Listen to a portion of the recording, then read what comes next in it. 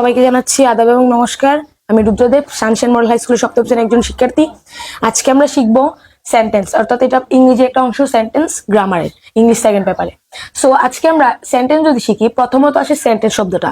Sentence মানে আমরা বুঝি বাক্য, অর্থাৎ এক বা একাধিক শব্দের মাধ্যমে, আমরা যদি ইংরেজি সংজ্ঞার দিক দিয়ে দেখি, এক বা একাধিক ওয়ার্ডের মাধ্যমে যখন আমরা মনের ভাব সম্পূর্ণরূপে প্রকাশ করি তখন তাকে বলে সেন্টেন্স। সেন্টেন্স মূলত গঠনগত দিক দিয়ে 3 প্রকার এবং অর্থগত দিক দিয়ে 5 প্রকার।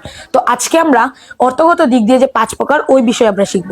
তো প্রথমত সেন্টেন্স অর্থগত দিক দিয়ে 5 প্রকার, সেই বিষয়টা হচ্ছে assertive, interrogative, imperative, optative and exclamatory.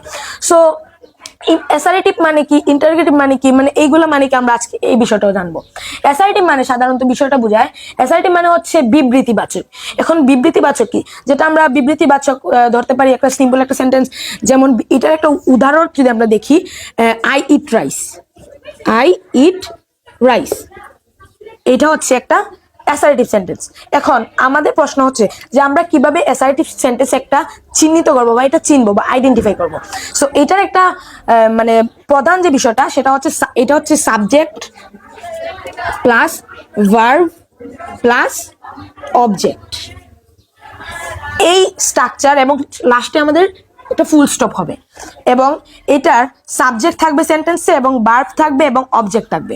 এবং এই স্ট্রাকচারের যে সেন্টেন্সটা আমরা যদি ধরেন এই আই ইট রাইস, এই সেন্টেন্সে আমরা কি দেখতে পাচ্ছি, আই হচ্ছে একটা সাবজেক্ট, ইট হচ্ছে একটা ভার্ব এবং রাইস হচ্ছে একটা অবজেক্ট, এবং এখানে একটা ফুল স্টপ আছে।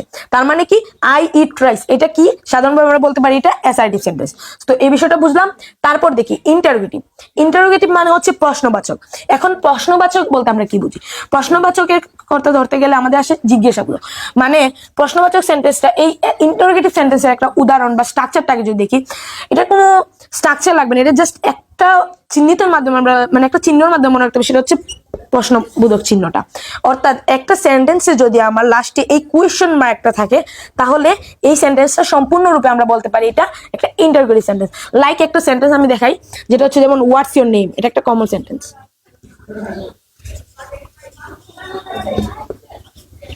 হোয়াটস ইওর নেম, এই সেন্টেন্সে কিন্তু আমরা প্রশ্ন দিয়েছি, তার মানে এটা কি একটা ইন্টারোগেটিভ সেন্টেন্স। দেন আমরা আরেক ভাষায় বলতে পারি, যেমন আরেকটা কিছু সেন্টেন্স আছে যেটা ভার্ব দিয়ে শুরু হয়, যেমন is he a student, is he a student, মানে এখানে কি আমরা একটা অক্সিলারি ভার্বের মাধ্যমে বা অক্সিলারি ভার্বের মাধ্যমে আমরা সেন্টেন্সটা শুরু করেছি। তার মানে আরেকটা বিষয় কি, এখানে একটা প্রশ্নবোধক চিহ্ন আছে, তার মানে এটা ডেফিনেটলি একটা ইন্টারোগেটিভ সেন্টেন্স। এখন আমরা আসবো ইম্পারেটিভ সেন্টেন্সে। ইম্পারেটিভ সেন্টেন্সটা কি, সাধারণত এটা হচ্ছে আদেশ, নির্দেশ, আদেশ, নির্দেশ এবং উপদেশ, এইটা হচ্ছে মানে এইরকম জাতীয় যেগুলো বাক্য আছে সেটাকে আমরা ধরতে পারি ইম্পারেটিভ সেন্টেন্স। এখন আমরা কিভাবে ইম্পারেটিভ সেন্টেন্সটা শিখবো, বা এটা একটা স্ট্রাকচারটা কি?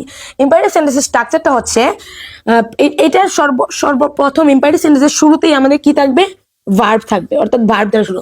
এখন ভার্ব দ্বারা একটা এক্সাম্পল হিসেবে আমরা দেখতে পারি যে ডু দ্বারা দেখতে পারি, যেমন এটা হচ্ছে do the work, do the work. এখন প্রশ্ন হচ্ছে ডু দ্য ওয়ার্ক, এখানে আমরা কি দেখেছি, ডু দ্য ওয়ার্ক। এখন এটা কি, ডু একটা কি ভার্ব, যেহেতু ডু একটা ভার্ব, আমরা কি দেখেছি, ভার্ব দ্বারা সেন্টেন্স গুলো শুরু হয়েছে। এখন আমরা এখানে এই তিনটার মধ্যে এটা কোনটার সাথে মিল আছে? ডু দ্য ওয়ার্ক মানে কি, কাজটি করো, তার মানে কি আমি ওকে আদেশ দিচ্ছি। ধরো আমি তোমাকে বলছি কাজটি করো, তার মানে কি আমি তোমাকে আদেশ দিচ্ছি, মানে কাজটি করো, তার মানে এটা কি আমার একটা আদেশবাচক, তার মানে এটা সহজে কি বলতে পারবো, ইন্টারোগেটিভ, সরি ইম্পারেটিভ। এবং দেন আরেকটা হচ্ছে যেমন ডোন্ট দ্বারা হতে পারে, don't waste, don't waste your time, তার মানে এখানে আমরা ডোন্ট ওয়েস্ট ইওর টাইম, তার মানে এখানে এটাও আমরা কিন্তু ভার্ব দ্বারা শুরু করেছি, তার মানে এটা আমরা বলতে পারি এটা ইম্পারেটিভ সেন্টেন্স। সো দেন আমরা যাব অপটেটিভ। অপটেটিভ মানে, অপটেটিভ সেন্টেন্সটা হচ্ছে একটা প্রার্থনা। এখন প্রার্থনা হতে, অপটেটিভ সেন্টেন্সটা কি, প্রার্থনা, বা আমরা যেটা দোয়া বলি, দোয়া অথবা প্রার্থনা। সো অপটেটিভ মানে কি, প্রার্থনা, প্রার্থনা, দোয়া। এখন প্রার্থনা, অপারেটিভ সেন্টেন্সটা কিভাবে আমরা চিনতে পারি, এটা তো আমরা জাস্ট বাংলাতে বললাম যে প্রার্থনা অথবা দোয়া থাকলে অপারেটিভ সেন্টেন্স হতে পারে। তো এবার অপারেটিভ সেন্টেন্স ইংরেজিতে আমরা কিভাবে চিনতে পারি? ইংরেজিতে আমরা অপারেটিভ সেন্টেন্সটা চিনতে পারি হচ্ছে কিসের মাধ্যমে? মে দ্বারা থাকবে অপারেটিভ সেন্টেন্সটা, মে দ্বারা শুরু হবে। প্রায় সব ক্ষেত্রে কিন্তু আমরা দেখতে পারি মে দ্বারা শুরু, যেমন লাইক একটা এক্সাম্পল হচ্ছে মে আল্লাহ ব্লেস ইউ। হ্যাঁ, তো মে আল্লাহ ব্লেস ইউ, মে আল্লাহ ব্লেস ইউ। সো এখানে আমরা কি দেখছি, এইটা সেন্টেন্সটা কি মে দ্বারা শুরু হয়েছে, তার মানে ডেফিনেটলি আমরা বলতে পারি এটা একটা অপারেটিভ সেন্টেন্স। সো দেন এবার আসি এক্সক্লেমেটরি সেন্টেন্স। এক্সক্লেমেটরি সেন্টেন্সটা খুব আশ্চর্যজনক, এইটা সেন্টেন্সটাই মূলত আশ্চর্যজনক। সো এক্সক্লেমেটরি সেন্টেন্সটা কিভাবে আমরা চিনতে পারি? এক্সক্লেমেটরি মানে কি? এক্সক্লেমেটরি মানে হচ্ছে বিবৃতিবাচক অথবা আশ্চর্যজনক। সো যেহেতু এটা বিবৃতিবাচক অথবা আশ্চর্যজনক, বাংলায় আমরা জ্যোতিচিহ্ন বা ছেদ চিহ্নতে আমরা পড়েছি যে এইরকম একটা চিহ্ন আছে যেটাকে আমরা বাংলাতে বলে থাকি আশ্চর্যবোধক। হ্যাঁ, আর ইংরেজিতে বলা হয় এটাকে এক্সক্লেমেটরি চিহ্ন। সো যেহেতু এটা এক্সক্লেমেটরি চিহ্ন, এখানে সেন্টেন্সটা কি আছে? এক্সক্লেমেটরি। তো আমরা ডেফিনিট ভাবে একটা সহজ উপায়, নাম্বার 1 যেটা, এটা হচ্ছে এক্সক্লেমেটরি চিহ্ন। যদি একটা সেন্টেন্সে যদি আমার এক্সক্লেমেটরি চিহ্ন থাকে তাহলে এটা ডেফিনেটলি আর কিছু না ভেবে এটা জাস্ট কি এক্সক্লেমেটরি সেন্টেন্স। এখন এছাড়া কিভাবে কোন কোন ধরনের সেন্টেন্স থাকতে পারে? এক্সাম্পল, দুটো এক্সাম্পল।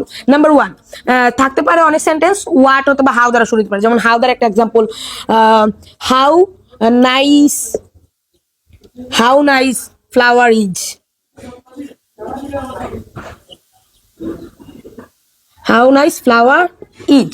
সো এখানে কি আমার একটা আশ্চর্যবোধক চিহ্ন আছে, কি হয়েছে? আশ্চর্যবোধক। এটা হচ্ছে আমার এই চিহ্ন, মানে এই সেন্টেন্সটা চেনার একটা মূল উপায় এইটা। সো আরেকটা এক্সাম্পল হতে পারে এলাস বা হুড়ে দ্বারা। আচ্ছা, এলাস he's died,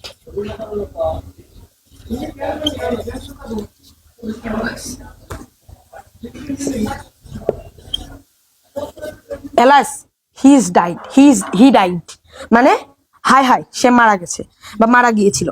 মানে এখানে কি আমার আবেগ প্রকাশ পেয়েছে। এলাস, হুররে, ফাই এগুলো যদি আমার একটা সেন্টেন্সে থাকে তার মানে এটা নিঃসন্দেহে এক্সক্লেমেটরি সেন্টেন্স।